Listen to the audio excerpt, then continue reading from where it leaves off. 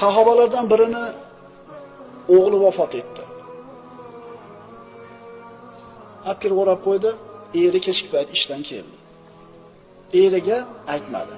Chunki erini dilini og'ritishlikni xohlamadi bu musibatli xabar bilan. O'g'lini o'rab qo'ydi. Eri keldi. O'g'ling qalay dedi, tinchib qoldi dedi. Haqiqatan tinchib qolgan edi. So'ngra o'zini ziynatlab eriga ro'baro bo'ldi. Ular birga bo'lishdi. Tong yotganda eriga qarab turib, bu sahobiy ayol, "Ey Abu Talha, agar qo'shnimiz sizga bir narsani omonatga berib, keyin qaytarib bering desa, g'azabingiz keladimi?" dedi. Eri yo'q dedi. Unday bo'lsa Alloh taolo bizga ham shunday ish qildi dedi. O'g'limizni omonat qilib bergan edi, endi qaytarib oldi dedi. Sabrni qarang. Sabrni qarang.